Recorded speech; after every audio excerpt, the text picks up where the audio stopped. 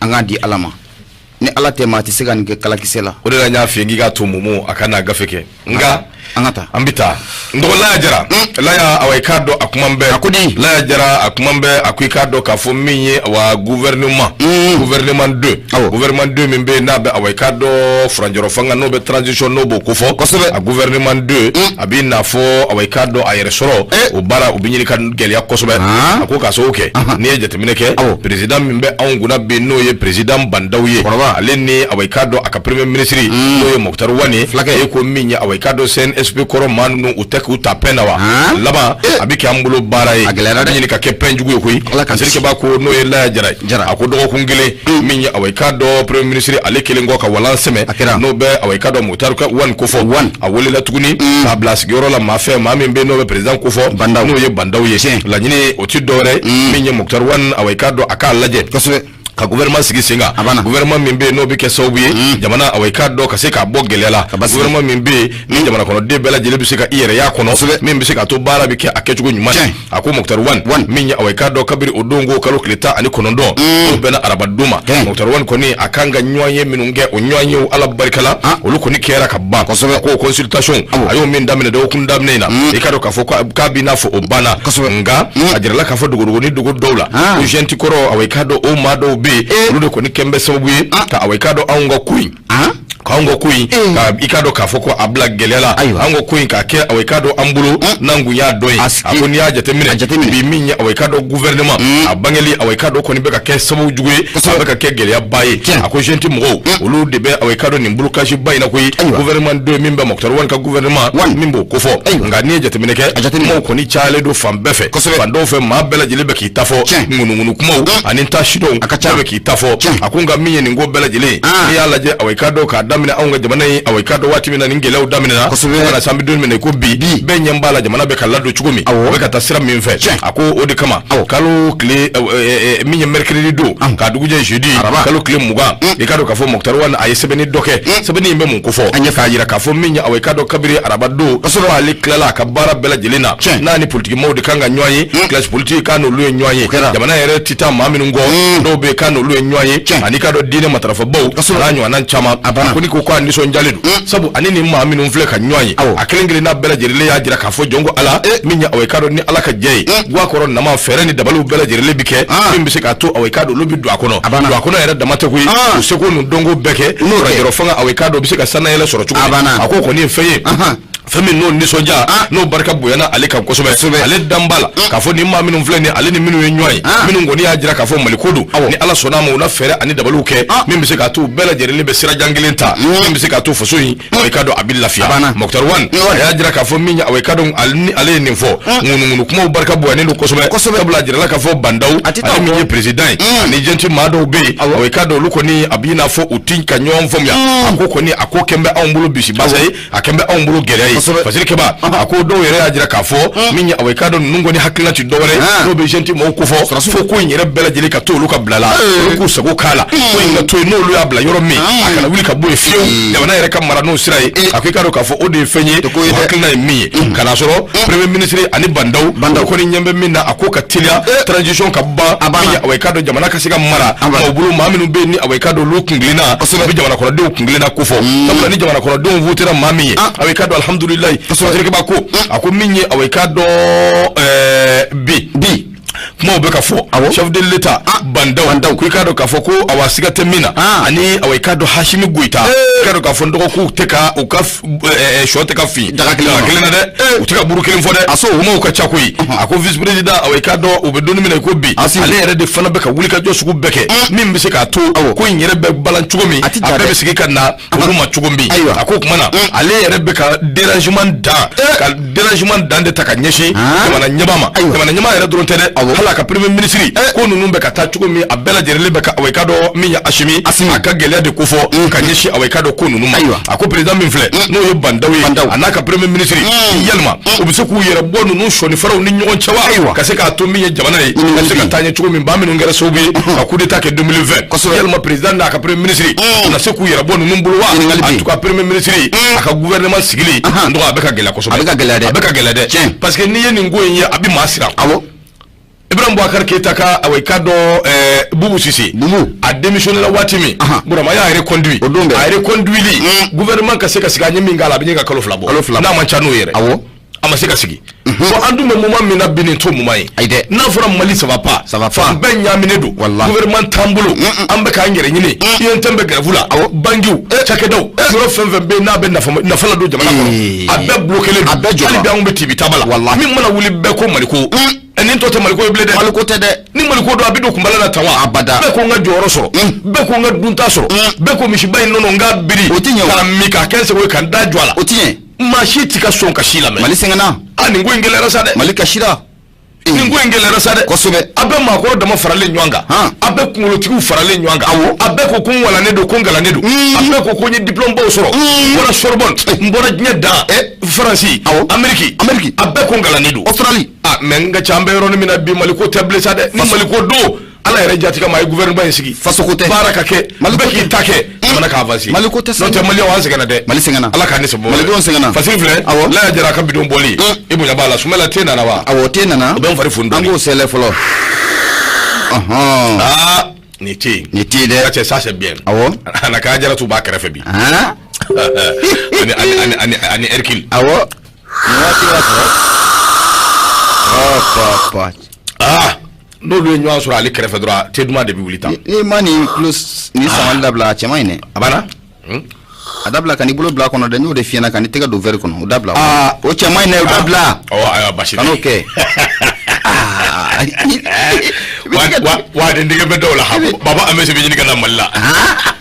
digala ke ni tigala ke so bobe ya rabbi ma bismillah nyama ameta al bisra jantama ameta naye nyama yidi klena jo obe wuli adama de klena jo wuli mandi afada mais indicateur du renouveau mba aleta raman alu kone daka akumalindo akono dakuru nye klem dakudi akoko mu malki jaw na le sente nyama baye aka ja ko malki jaw ko ekoko na kale maka dilikala yiwa malki jaw ko akoko kle bela jele ayoka dilila ale sendala na delike sage ni draman alu kone daka ale blongo noy aya ira ka foko sika fo tala me domina kom bi daga ba ko ni ko awullendo munye kuluba ko ni o sanflala ba wulunu ma joni jonche munye badawo ale ni moktor wana abina fo olube jikelen dala munye sorasla kam mun kala sobe ka fanga ndafri olu fene bu damala jidala ako geleabe nu man nyogon chilala munye draman alu kone daka aya ira ka foko kibara jelon ko ni yo soro ka fame domina kom bi aka ja ko munye kulna maliki jawiye nale kuma delike aka jang mu femuna ko sina muta ansoro la de sang masro galera fuka foko agalera ko kunu maliki jawo ayi sene ki bolo dun kunu ayi wuli ka jo chama ne ke kunu alamsa duya fe wala samunye ni ma ko fele nunu ubeseka benkula to muna fatrike bako ami domine na fo bi ko ne agalera no fuka foko agalera ndo dona na tawla abe masiram o sabuke iboda ko ni yaira ka fo ko munye badawo abina fo silaka munu be gouvernement in konna la nu kera ministrier abina fo badaw luk nyaira ka fo ko ma keleme sura silaka nuna ako ka bara tabulu manya ko o ka bara koni ko ka abla kele reta chama e ko o de make gelewa fatika ba kon ko ame domina kon bi ale ya ira ka fo mu draman alukona daka ako wati temanu na aya fo ko ni gouvernement mun chilin flani na ko ra ko gouvernement ga sobe ga maldon faranyanka ani wulika jo make jona e ko ni mena bela jeni ke c'est tout c'est fini o saruke abina ni farafrali chamani wa abina ni ko chama fana jamana kono ni wone fatire somara na anya sama ka bamu indicateur du renouveau o kona la draman alukona dagi ale kalam klatiki nyama ibunya abala ndo bunya jaranye ndo ba fo kali trore ko ne ka fuli bay fatuma tay benga fuli foye ko ya fo suisse ko ne ko kwa dabele nga ba fo fatuma tay ko ale ni yoro ba fa ko tebi fere yandi abe fere yandi abesa donc ni be dnye roro o 1000 o dugu 1000 dido 1000 francs ni le France 1000 dido 1000 euro Amerique 1000 dido 1000 euro Mali la 1000 dido ni be away kado suite 1000 dido o 1000 black na dora bi nyelebo abana 1000 euro etgala 1000 CFA ododo ala Fatuma tanga fuli bi dambele ko fone ali bi do ambi tanay nura FM sike kunde oye ba on bi awde kuna foni liko 20 80 30 30 yalma 76 33 43 03 ni o Congo aka ala fe awekado ambinyo soro nura FM kuma so bayo ndo halbi jamukai awekado abe gafe kufo aleni tungarage lala ni abide gausu kalilu berte ade kungo kwa bi joni nenye kanga barake dro minye kurai o kana tige fio tungarage ula kando jamukana jangu te gafe groupe kura pul ayo sangla tige de tarasan ayo san kana nai kabla nura FM na okera abia ni kuran digara sanza ambakala amakala 600 abikala ali na oja ukata ala ni gausu kalilu berte kala kise ala ni che nyama bilebile ga fente ndombi awekado halibi tuguna atrore maka facilita nuguna awekado nya alika facilita kuma be nouvelle horizon akuma mbo de kolon ndo franjoro fanga ulla haliani okuma de besse na halibi ako transition jongo ala awekado atim meble gela mingumbe ani toro mingumbe ani awekado la jaba be ngumbe no bi sirana anye atim meble otoro no la jaba no gelia ikado abina dabo tugunde ko kasoke minya awekado M5 RFP M5 RFP abeni nabilia ndoko abeni na chukuda Afrika saradia chado buranga maboko kaujunga kuma nuntuiza kaujunga kuma nuntui akwa M5 RFP kalo klinani no yejuangalo natai ala sonama awekado ubina wilika joke olonjangile awekado ubuno ufana damina ina fo yabla yoromi ubina ta oyoroke fatirike bako akuneja temineke mouvement mimbe no mouvement de 5 juin rassemblement de forces patriotiques M5 RFP jongo ala awekado kumukunde awekado jidiwa uni awekado kuna fundilo ulo nywa soro akera yorola no be maison de la presse abo kofo ndo maison de la presse ni ya kofo on demsema midna kura on bita ballon tay maison de la presse brigu kunto nembe ngamiye Amadou Tumani Touré lobo ka Amadou ale de ata ka di kuna fundila uma ka joka dama ka bampe maison de la presse bo chugula o ko parenthèse c'est ka nyefie akokuma na président membe na be comité stratégique ko fo M5 RFP o tola no be shugel ko kala maiga na bo ko fo maiga ale kerefe maître mundaga tal aweka do kumbe o fana kerefe madame si ka jatuso pour le debo pour le nyamata gashi onona fulfulde ale kumbe koni basiribe ale fana fly koni bafana aweka do akumbe minya aweka do maître tal ale ka fola ako aweka do le 5 juin 2020 kana sabi do mine ko bi jongo ala aweka do wulika joni chesiri femvengera abela jerele ulubi nywa ngalama ubi nywa mbulo wa bekera aweka do foso de nyuma sirafe ka foko luyi aweka do yelmadu ka kula yelma ka koyi ka keka nyogo furi yelma ka bonyo ngokoro ayi o make klikele dongele ndakele maître mundu tal ajira ka fo utkolo klim wa aweka do otemene wulika joni chesiru kera 5 juin no be aweka do M5 RFP nabo kofo uluka wulika joni ka chesiru awati Comité national pour le salut du peuple nabe CNSP ko fo lunu ye nyoye lu ya haklina kele mirna kele lu de funyana ça fait ni bela jerele mi vlene ka ke akaja ni awi aweka do premier ministre président sigi vice président ka sigi premier ministre ka sigi gouvernement ka sigi oni ni bela jere kera ka banwo tellement ambena munge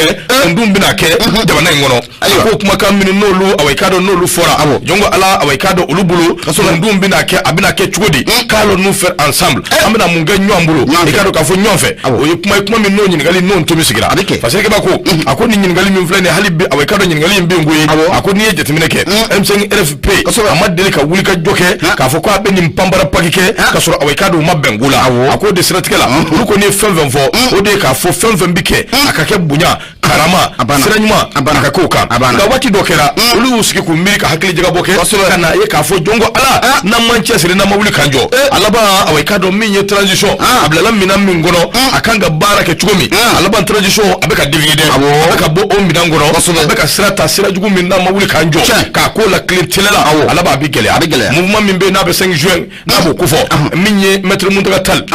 akode siratikala uluya aweka do wulika joke wulika jom mingono nana aweka do uluya laje janvier kalo klimwa ani kile sebende black tadi transition o nyamama no be aweka do bandaw na kofo do kunfla o kofe minya aweka do uluni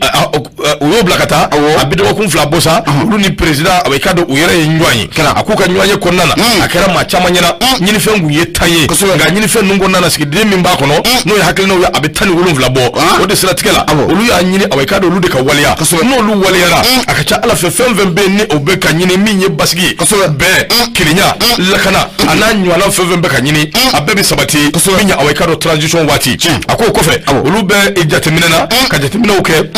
kulu balla ka bo minga lama maître Muntaka Tall ka fora 48 heures minya awai kado uluna na ye ka fo dongo ala ko ngoni be tabolo minga abina fo awai kado akungulina te kungulina kile ako watikelena uluna na ye minye uka awai kado mami be no ka nyamai ko so teng LFP tola o welela ma fe mimbe premier ministre ko fo jongo ala ne bi fe ikanna awai kado anga je ka transition gouvernement anga je ka kenyo kon fe bara oke ako no dum fora sugal ko kala te o mayi aye ulu wele ka nyafolike kungulina e minye ulu fo o pambara ki fo do wala te koy awunye nyini ni jemi sigi ta abike chumi o kanya fanyi garanti ka damma ka fa be waliya no dun te ayan to anda buluka to ay kado anga position sika tala de MCRFP ni ukani disi dum manu ko nyama e mumbala mbinga gele sizam sente ka tagaliwa ka ujum mabla sente la ulu talinu tabali abeka kamalima neni ala che tiɲɛ la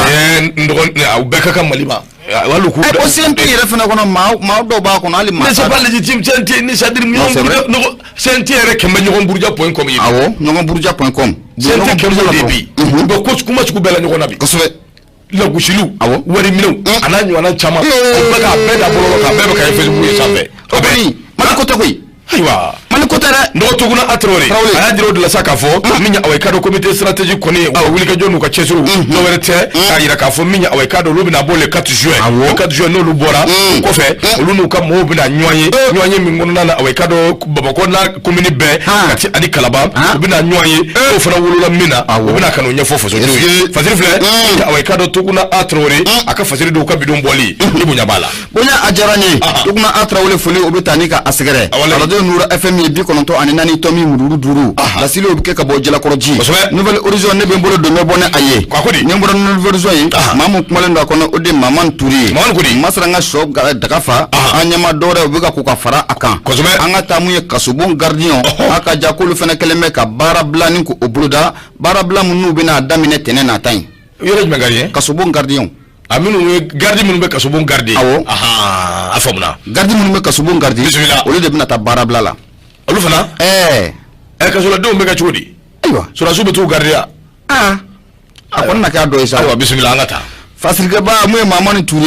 a y'a yira k'a fɔ ko siga foyi t'a la mun ye kasonbo gardiw ye u kɔni u bɛ fɛ ka u ka fanga yɛrɛ u bɛ fɛ k'o de yira mun ye an ka jamana ɲɛmaaw la nin waati ko fo u ka lamɛn o kɔnɔna la sa u y'a yira k'a fɔ olu kɔni bɛna taa tile 10 baara bila o la baara bila mun n'a bɛ daminɛ n'Ala de tɛnɛ nata in yiranna baara bila in bɛɛ lajɛlen Touré ka fɔ la a ko mun ye kasobo gardiw u ka syndicat jɛkulu min bɛ o ɲɛmaaba n'ale ye Lieutenant Dawuda Konate ale kɔni y'a yira k'a fɔ gɛrɛfu kɔnɔna la ko mun ye kasoladen foyi k'a fɔ i bɛ bɔ yɔrɔ wɛrɛ ni ka t'i bila yɔrɔ wɛrɛ o t'i kɛ bilen bon o mana bɔ yen olu ka gɛrɛfu in kɔnɔna la k'a fɔ ko kasoladen maa mun bɛ kaso la k'o de bɛ taa jɔ kiiritigɛla ɲɛkɔrɔ o fana kuma kɔni ko o t'a la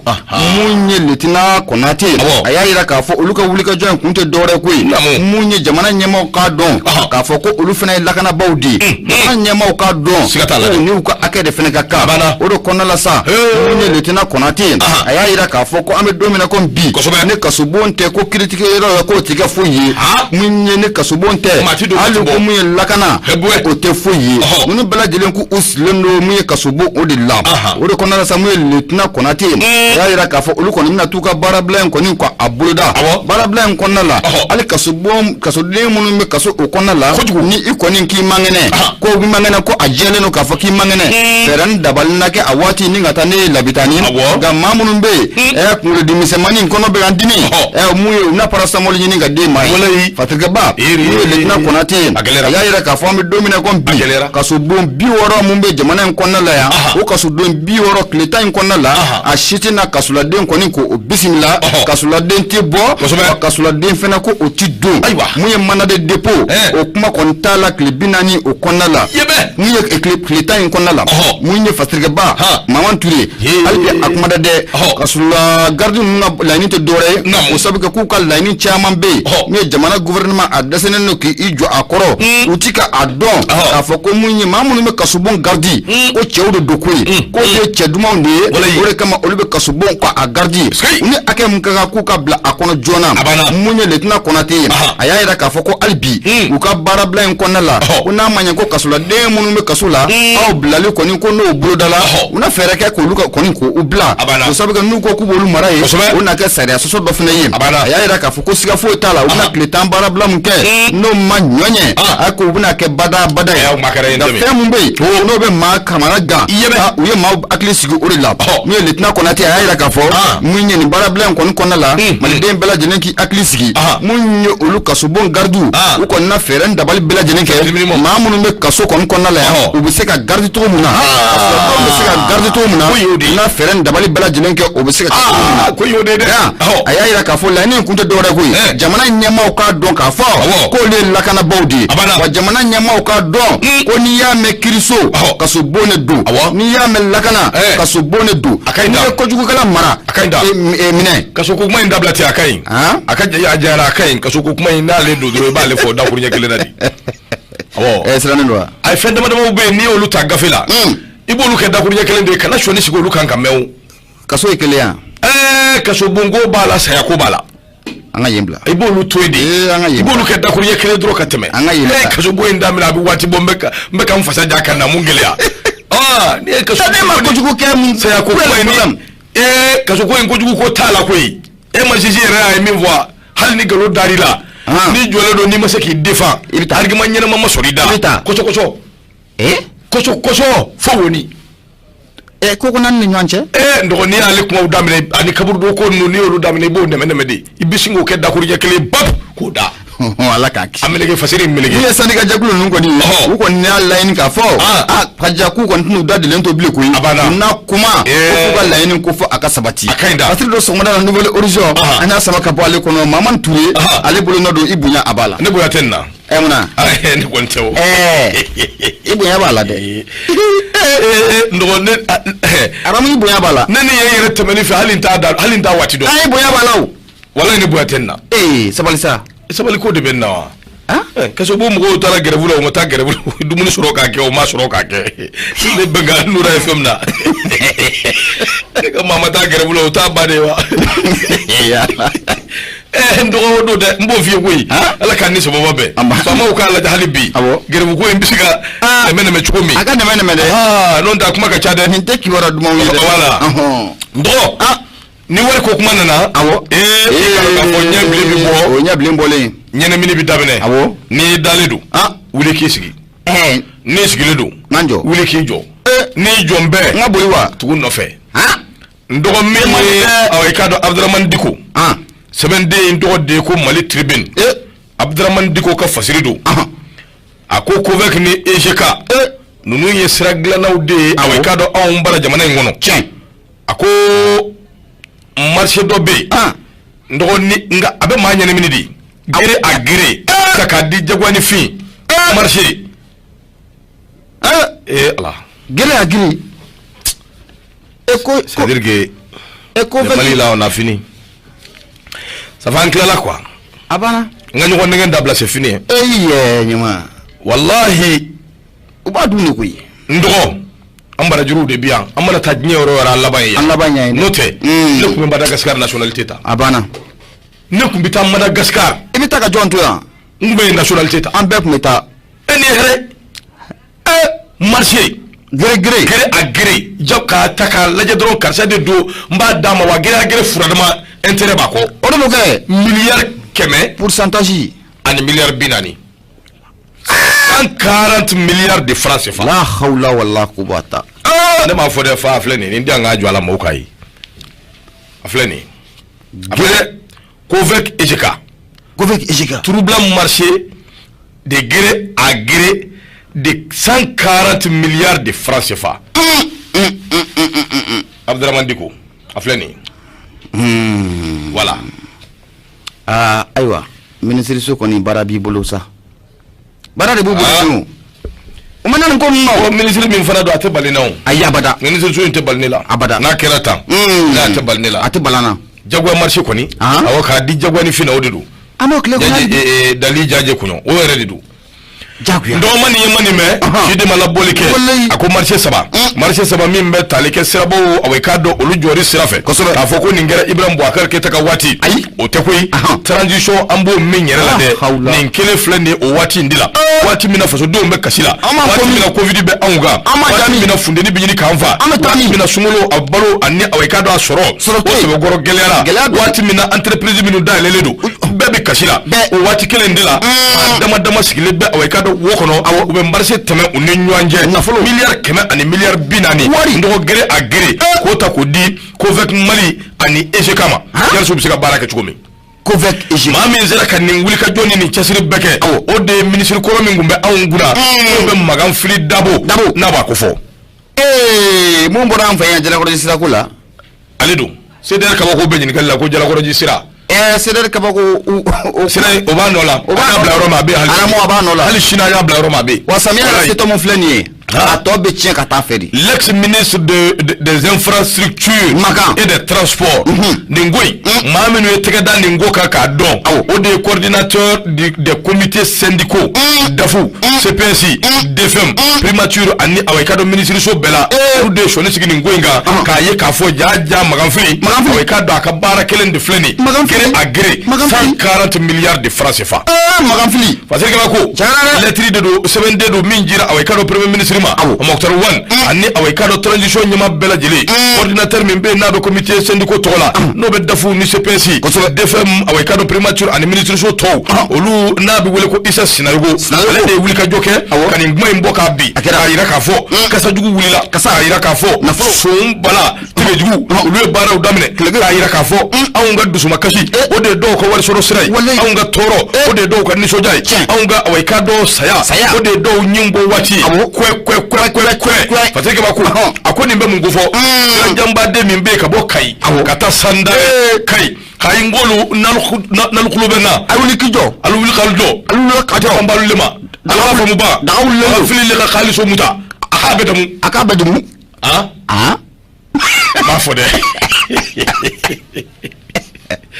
i kabako da ye koyi a k'a bɛ dun 140 milliards gere b'a fɔ ko Magan Fili Dabo ale tɛ ni a jɛɲɔgɔn don k'olu le ka marché gere a gere diyagoya ni fin marché olu muta kosɛbɛ ntelula sira min bɛ ten n'a bɛ bɔ la Kayi ka taa Sandare o wari o ko de ko don dɛ a ɲagamina dɛ a b'a la k'a ko c'est Moulase Kayi Sandare Kayi Sandare a b'a la o kilomɛtiri o ye kilomɛtiri 135 ye a wali a bɛ t'i jɔ miliyari 85 la n tɔgɔ o bɔlen ko ye wari CDR k'ale furada ma sɔn Magan Fili ye siga t'a la dɛ i kelen tɛ koyi bɛɛ de don a bɛɛ n'Ala cɛ bɛɛ ka bɔ Joro ka taa Banankɔrɔ 45 kilomètres o wari fana o bɛ t'i jɔ away ka dɔn miliyari 22 a n'a kunkan fɛ b'o yɔrɔ la Sevare ani Moti away ka dɔn o sira 10 kilomètres ani Moti yɛrɛ kɔnɔna ani aéroport fanfɛla dɔw bɛ yen Moti fanfɛ an k'a kɛ dɔrɔn Sevare ani Moti away ka dɔn nin wari o fana bɛ t'i jɔ miliyari 32 kumana Motikaw fulaw de ka ca yen dɛ ɲama fulaw de ka ca Moti wa awɔ yen bɛ fu ko bɛ wani Moti so bɛ nani gafe radio Nura FM hande Kayi mbimi Magan Fili Dabo n'ale ko minisiri kɔrɔ de don kɔrɔlen don fura tɛ bilen kɔrɔlen don ani a ka maa dɔw bɛ yen o bɛ nangu marché gere a gere k'ale si ko o bɛ ɲaami waati fa ujunere 1000 ani 40 wa 140 miliyari voilà a faamuya fulakɛ ɲama ɲɛb'a la yɔrɔ dɔ bɛ m'o faamu ntɛnɛn ko in na dɛ ka bɔ mun ye Moti ka taa Sevare 32 ko ye 32 milliards combien de kilomètres 10 kilomètres ani yɔrɔ wɛrɛw bɛ yen minnu fana bɛ aménager a nɔfɛ o de y'a 10 kilomètres ye o de y'a 10 kilomètres ye voilà mais o tɛ a ka ca 10 kilomètres ye o yɔrɔ wɛrɛw bɛ yen minnu b'a la n y'a faamu sisan n'i y'a wari bɛɛ fara ɲɔgɔn kan o de bɛ taa miliyari 100 ani miliyari 40 140 milliards nafolo Magan Fili a n'a jɛɲɔgɔn anw m'a fɔ dɛ o coordinateur min bɛ yen n'o ye Sinago ye k'ale de don koyi o kumana sa a bɛ président wele min ye away ka dɔn a wuli ka jɔ dɔw wɛrɛ tɛ koyi marché ninnu ni away ka dɔn u donna yɔrɔ min n'a bɔra sira min fɛ akalaje ka boshi imma ko folo no tinera maga note alaba bigela ko yi ba ko ko luka fasiri numéro temenuna jamana ni mvo da se be ko fo limana unyina bela jere ka sika fomeli surala entreprise générale mimbe mamadou ko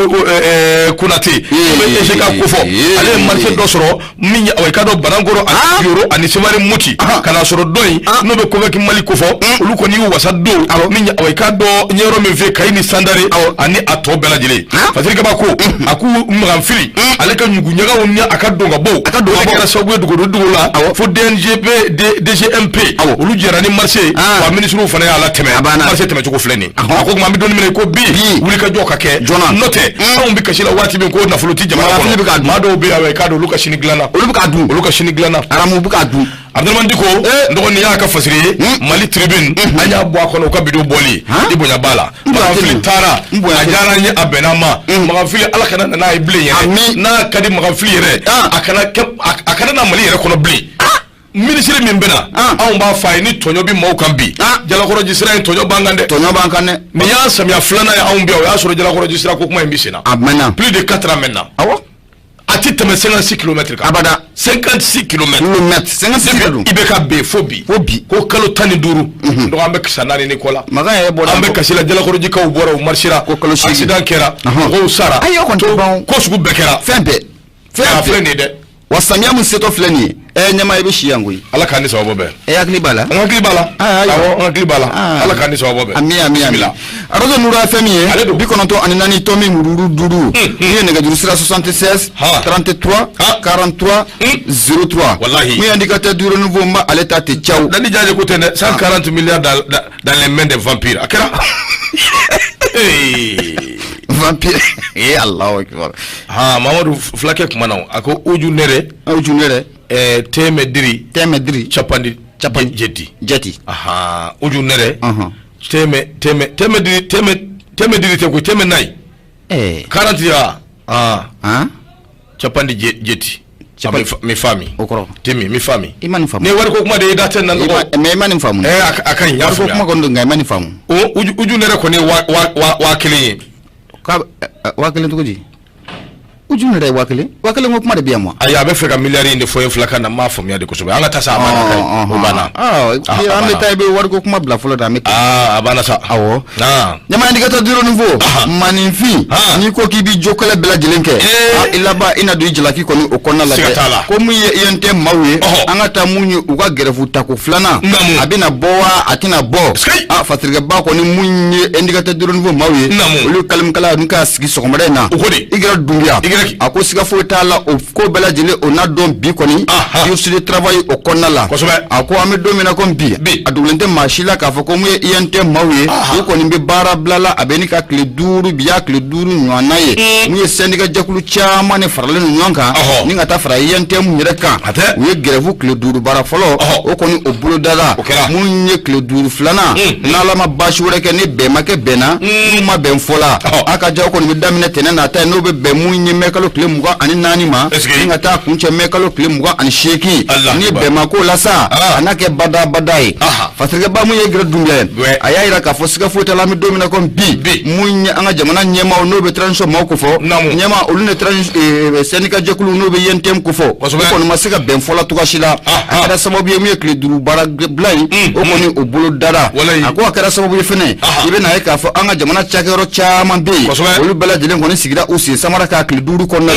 muye impôt douani ko ta si ale jakobulo ma muye banguye ani muye nafolo be temesira o sira fe ni kle duru ko na la abela jelen ko adatugura patrika ba muye igra dumiya ayayira ka fo o do ko na la sa muye anga jamana mamun be nu be maw ko ni deli olu ko ne wuli ka jo chairman ke ka nyashi INT mawire ma ako communauté internationale fogata faramu dina nyamauka ane ma chama nunu bala jele wulila ku kunda yente mauka ba feren dabalike ka gerefu ni ka aglon folo yente mau ya ira ka foni ya ye o gerefu ngoni ka aglon aka jako ka soro ku ye dangariya soro mu ye gouvernement ay lawru do dokoni ku o tawye o de kono la samu patronat nyama ere ame domina kon bi ale ko ni wulika jo chama ke ay tan na segi chama ke busi de travail ko o konna la ga manya mun ko mun ne katile na ale yente mu yere nyama baye ako abe na wole bla mu ye yente ma bi bala dele na nan soro mu nye bouche de travail o konna la mu ye delli kala mu tara delli la o liye mu fu nyana ana feren da balike ko da mu ye tondo nkluka le tondo ko aywa kanga to sirafe na to sirafe le tondo ngoku kana to sirafe ko ka temenaye aka ja ko nga sigina ko tenana tay wallahi daga ba ko ana wuli fantawni barabla ko o fana na buluda fantawni toro on fatire so ngorana anya sama ka bo indicateur du renouveau ale konna la mu ye igra dumya ale kalim kala tigi bunya abala afuka sabali Boubacar Traoré biti ala jaw yere dama ko kuma ko ñogon famya yalla sa fantaw bi se ka lafiya cugo mi yentem ka grevu ye jamana yere deun taku laje minum be gouvernement bana atorote suma atorote suka dimba abada minum be joro bawla atorote suma atorote suka dimba nga am fandaw ko soba awunde nyanina wallahi maliko ngerambulu bara ko soba allah kibaru ala kan ni sababa yente mu ngani kle duru barak blind nyama ni yeddi buli laje bi ali mobli joroti aywa ndo laji la mawadu kuita amba fu akoni ko nyere la me ba foko nunu be théâtre bode la o ka ko ba foko théâtre ba ka théâtre la ya ga ko bode do wallahi ame fu la c'est pas que ma bake be jala koro ba ankanu badu ama fu ko sobe afana ka maliko te doni ayi angata adama touré lada amadou bagayoko ne don nezi nimbe anganu boye o ikado ambu fu ko sobe wali mando ndo mi mohamed aidara sherifuke akumana mohamed aidara kumana sebe mingono o de be wole ko indépendant akuma be minga o de CSDM ni ale kofo iba nga diaspora mali diaspora ko kofo o tigala minya awikado fana nyama de Mohamed Sherifu Aidara ko minya awikado kelme ka lanyini ko portefeuille duru ko ministre so duru ko ka di M5 RFP ma ko duru kata ka classe société civile ani yentem ni nyanje alaga mula ana akila lebe tungana ngela fata tungana ngela lebe M5 kula iga ko duru ka di tungana ngela ma duru ka di fora ma fo M5 ni fe ay ni jako ni be politique de la yawo tu ko def côté ni blini ngara ngawla facilité ande Mohamed Sherifu Aidara non ni ko non c'est purement politique ke shugu jamana famo la dron barak min kala ça fait jamana ngono ko ngana nywan nege buru bili nyena ate galu yesa kuyi non ika do ki nyebe fena ko fenore de Mohamed Aidara ne menambe ki surgu belembe ki laje de ay ba politique de la kuyi ne ka tungara ngaw ka ko ka gele made nyama na nywan dege abe politique la de chere kene kanda Sur un réseau très dangereux. Sur le dos de Tungaranke. Et c'est très dangereux. Très dangereux. Tirisira, Balimasira, do rebe. Allo te tunga fandomble. Aram sambe de farale. Samwan ko be nyando mais oh. Samwan ko be jamana ngona be c'est pas la peine. Abotulu takubla tunga ndo ambiye fasili hali bi Mohamed Aidara bi ngombota minya awekado ko nyefie ako awekado ni ngoyi ngera kunu president mimbe na be CSDM ko fo no Mohamed Sherifu Aidara donc ala ay conférence de presse ke na zara ko dima les faits sont sacrés akere chugomina commentaire nu journal ya fo chugomi ambo fo la commentaire o ko ni libre de manna yanski ko fe ana se ka anga commander uke akoni alaje bay ka fo conférence de presse ayo ke o ka jabala mimbe na be 300 logements akero yoro indila ako awekado premier ministre wati ma yolu wele tarata do temene Lukata, quand le premier ministre nous a convié le mardi passé, quoi il y a faux premier ministre Ngena, M5 RFP, ko kanga do gouvernement kono jagoya, sabla minya awekado ou ma fezoro fiu, ko ministre duru ko M5 RFP ko kango soro, o temene ngo kaboy, quoi il y a faux Ngena, ko UNTM, ani société civile, ko duru ka di olufanama, ko clan, ko ninywanje, ko bela jere temene ngo kaboy, ninje nye kuma bwada, kuma mimbe na bi maka mana gwa, akwa ba nyini bandau fait ani premier ministre fait ma do be no ministre na nya shine malien de l'extérieur et de l'intégration africaine na nya shine mbo ma no ye el hamdou aga ilen ko ka to ajoro la de subhanallah et politique do ne politique e ga mombola l'administration est une continuité Mohamed Sherifu de grâce il y en a mo chama de soreil et puis abe qu'est-ce qui a bougé Foshi et balima minu metunga fait. Et c'est là qu'est-ce qui a bougé là-bas? Avec des situations compliquées. Dans les climatiseurs, on est il y a fumé par la bureau qu'on a niqué segina yano. Politique comment ni comment chamo. Kabaka défend. Foshi. Ah Foshi. Aram. Foshi. Ube utaini gronna. Taini. c'est pas la peine ta yini dorono ambe do ka ala kan sababa be nyama sababa be mani na de abe abi nyewo abi ben don londo Mohamed Aidara ale de kuma na awai kado ni joina ifleka kuma kan minvo awai kado chapula se ka fo ayeni de developer ni ka nyefo awai kado mo nyina mo ko se ka fomya akwami doni me na ko bi minya awai kado la nyini yinti dole ministre mimbe na be malien de lecturer kuna ko ka takaduma Mohamed Sherif Aidara malien de minu bi jamana ko ka hali no ya soro gelani toro bebe luka soro aluka wulika jonu ka jamana ko be chugumi ayi dado ola ko nyefo asoke ayajira ka fo malika soro o yitnyei kani mali soro ta ka laje kemejo ibai ka fo tani duru awai kado ko ni bi nyeshi awai kado tungarenguma sablo bayira ka fo tungarengu bo ladu jamana jigina kono irga ba ko akoni nje inga fola ako awai kado chesire ni wulika jokanga ke sablo ministry nganga tui sabu kele ko karti nina ko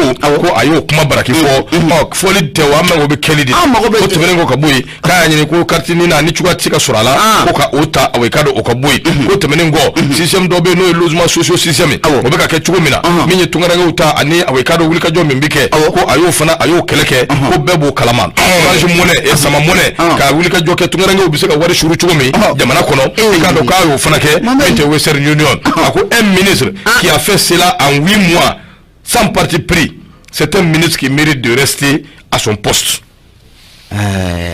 ako ministre mi yeni mbeke wati dama kono ay tumeneke wallahi ko amvle kamino fo kuma foli aninya ke kelewa ajumaneke la wallahi ale mun fo ni ministre ya ajumaneke non c'est vrai Fatoumata Guindou c'est vrai ça fait que Malien ne fait rien pour la diaspora au TD. Il est temps que la diaspora fasse Kanyele. Les gens qui font le va-et-vient Mali, la diaspora Mali, ayo frati. Moi, nous basons les gens, nous basons les gens. Ayo lula wuli kubla dans les conditions. Kabiro Douma ou Kana ou Kaola Fasaya. Mais des gens qui sont là pendant des années, s'entendent quoi? Koube diaspora défend. Cherchant à manger, des fois ils doivent à boire. Na ko luka wala fasa bi ketande belle vie dro ninja imbe do ngabo de la tandro belle vie tungara go to ba eno tega momina na ambi do kala ka nya kada mala nya be ko nyena rezo mi mbo fami numbe abina da kene kaya ni ala sona anga tungara go jorobi abi yel makoy to ya mu metungara go gambi mana kudu ala kani so bobe bakar do bi bulwa kelemia o ta jona wati sira nyama wati ko ni abe bulla no fe so de be mako mbale ta jona munye mamu kumale ndo kono ode Yusuf Konati nyama ni teki bara duma ko ni yen munya angata kidali ya mfana antara kidali akaja ibe na yeka fo ko munye muku pereno ta do ko ni munye kamyo ne tungarange do de papa jambu tout ce qu'il dit c'est faux comme le Sherif Aidara n'a rien fait du tout c'est n'importe quoi wallahi adogoy nyama mu kadama angata Yusuf Konati ayira ka fako munye camion citerne ndoye akaja o kontra yele muye mugu perenta do konika munye intility na alebe jamana in koron fe yafana intility amugu peren moye camion goni ayele laka kada sawobe ninga matan anworo ulu bela jile ndajira muye maworo ulu banana fasirke ba ayira ka fami domina kompi no ya soro jorona ko be malido na munye koron fe yanfanfe oto dore ko sabuga munye adugu ko nunu ibe na ka fo mugu perenta o do ni me ayro chiamana kunjumen fe mu bamanchu ye o kelema ka mugu perenta nu do yi sa munye sora su la kana ba munu me munu ke munye jamana koron fe afana o be se ka tayele mugu perenta nu ka to muna nga fasirga ba ya ira ka fo munye mugu perenta nu chamaye ibe na ka fo ko jamana kono de munu be nu mami o mabo angu mako civili o le beta yele a chamanga nu ufatu fasirga ba ko na ira ka fo sika fo tala ningar araba do na bena muye mekalo kleta ani kono ntoma camion bele do citerne do ale ko ni kunda muye intility kan intility ale rebe gawe mfana ako dugumbe ndangwa mako tijalali tijalaleni jani ukase yema amugu peren ko ni aperna ni mobilier akara sobe mata nworo udajira muso saba obala wa mi maworo o banana fatiga ba ko odongele na ibe na ka fa ko muye bamanchi marfatuku o citerne camion do fena ko o mine yaye ka fa ko muye jaja ye kibaruya sɔrɔ waati jan k'a yira k'a fɔ ko o camion ko mun ye minfɛnjugu an ko ma ko alcool ko o b'o o kɔnɔna la fo ka taa fara mun ye tulu butɔn caman ani safinɛ kɔni ko o caman wa a kɛra dugu mun na an ko a ma ko bara ale bɛ an sɔn ko o mara la mun ye o camion citerne bolila mun ye u ye o da ko o kantigɛ wa mun ye citerne ka tasuma kɔni fɛnɛ k'u ka a wuli a la o kɛra dɛ patriba ko o don kelen fɛnɛ la k'i bɛ na ye k'a fɔ ko hali bi ko médecin chef min bɛ an sɔn ko o ka mobili fɛnɛ ko o darakila nɛgɛ ɲɛ 11 wagati dugu min bɛ n'an k'a ma ko bican nin bɛɛ lajɛlen kɔni kɛra an sɔn ko kɔnɔna la a bɛɛ lajɛlen patriba ko nin b'a yira k'a fɔ an bɛ don min na ko bi ko lakanabaliya ko a bɛ ka segin kɔ tuguni ka taa mun ye an sɔngɔya fan na ko jamana maabaw jamana ɲɛma k'u ka wuli k'u jɔ joona walasa mun ye camancɛ fo ka taa fara mun ye kɔrɔnfɛn in fan hali bi basigi o bɛ se ka na a kɔnɔna la cogo min na fasiri kɔnɔ y'a sama ka bɔ mun ye soit de Bamakɔ kɔnɔna la Yusu Konate ale kalimkalatigi bonya a b'a la no Yusufu bɛ fo ka waliɲuman dɔn an bɛ foli lase awai ka dɔ an kanuba bɛɛ lajɛlen ma Amadou Jalo an b'a fo ka waliɲuman dɔn Nura FM sanfɛ maliyɛn minnu bɛ extérieur la minnu ye Nura FM quartier ta sabula an y'o fɔ san o san quartier kuraw de bɛ bɔ maliyɛn den minnu bɛ extérieur la u b'o ta n'u y'o ta i n'a fɔ u ye Nura FM y'a dɛmɛ o siratigɛ la maa caman y'i kan bɔ an bɛ se k'a fɔ alhamdulilayi an b'u fo k'u waliɲuman dɔn Adama Ture ka bɔ Faransi ka foli ani tɔnni k'a lase a ma ka foli lase min ye awai ka dɔ madame Ture Adama Ture madame Ture nakana madame Ture amakano kumbati an b'u fo Amadu Jalo lada ale bɛ Amérique madame Jalo Aisha Sumunu min ye Amérique an b'a fo ka waliɲuman dɔn Musa Kulubali bɛ Faransi Musa awai ka dɔ Wasaka Musa madame Kulubali wasa a fana bɛ Faransi Kawu Wage ale bɛ Amérique an b'a fo ka waliɲuman dɔn Ibrahim Ture bɛ Arabie Saoudite olu tani bɛ ka ɲɛsin a ma Amadu Bagayogo ale ye dankɔrɔba ye ka bɔ Indonésie Amadu Bagayogo folen kɔ min y'a furumuso ɲuman madame Bagayogo Fatumata a n'a ka denbaya bɛɛ lajɛlen an b'u fo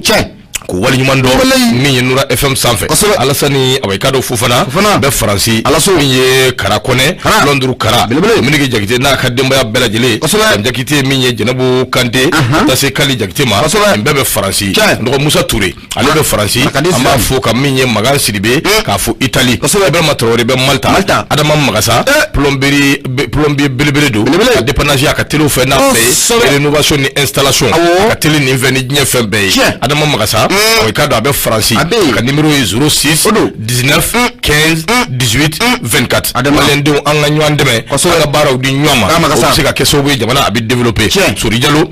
Italie Ajaratu Traoré a bɛ Dijon min ye Yusufu Traoré a bɛ Amérique Brooklyn ani ka dɔ madame Traoré Mariamu Daɲɔgɔn an bɛ nin bɛɛ fo Salimata Kulubali bɛ Allemagne Ali Jigine Asikaw ka Ali Mamadou Jawara Asikukaw ka Madu Paris o kɛ Traoré RCI Rama Magasa o bɛ Espagne ka taa se Alassane Traoré ma bɛ nin bɛɛ lajɛlen ka foli kɛ an ka kumaso ba in kɔnɔ donc ninnu bɛɛ ye maaw ye minnu ye Nura FM dɛmɛ jagoya don an k'u fo Ahmed awai ka dɔ Samasa a bɛ Faransi Adama Kamara o bɛ Italie Mahamadu awai ka dɔ Kane a bɛ Amérique Bala Jakite o bɛ New York ka taa se min ye awai ka dɔ Ibrahim Sherifu Aidara radio Convergence FM o bɛ Dakar ale fana b'an lamɛn kosɛbɛ Seku Keita Dakar an bɛ nin bɛɛ fo belebele dɔ bɛ Dakar n'o ye Almadani Touré min ye président do Conseil des Maliens de l'extérieur Sénégal Almadani Touré an b'a fo ka waliɲuman dɔn k'a ni cɛsiri a bɛ min na Dakari a kibaruya bɛ ka se anw ma waati bɛɛ lajɛlen min ye awai ka dɔ Almadani Touré k'a ka cɛsiri fasodenw mago bɛ olu n'u ɲɔgɔnnaw de la Kana Balaba e Jobala Sitanbile Den a fana fo ka waliɲuman dɔn Nura FM sanfɛ Mohamed awai ka dɔ Sako a bɛ New York a fana bɛ Fundɔgɔ voilà ne b'a y'a fɔ cogo min na min y'an ka tukarakiw ye an bɛ foli ta n'u k'u sɛgɛrɛ Alassane Moitié Dambele ani Mali Invisible an ka foli b'u ye Alassane ko quartier bɛ se ka sɔrɔ cogo di n y'o de fɔ lala Alassane ye makura ye nka a bɛɛ bɛ kunnafoni kofɔ Nura FM quartier ye min ye dɔrɔn ni awai ka dɔ $50 tɛ wa 50 euros ne bɛ yɔrɔ yɔrɔ 50 euros do donc ni 50 euros ni y'a bila min ye awai ka dɔ Nura FM ka compte kan soit i b'a bila website fɛ ou bien i b'a bila min ye u ka dɔ in tɔgɔ monnaie wala i b'a bila o fɛ ou bien i b'a bila Orange Money fɛ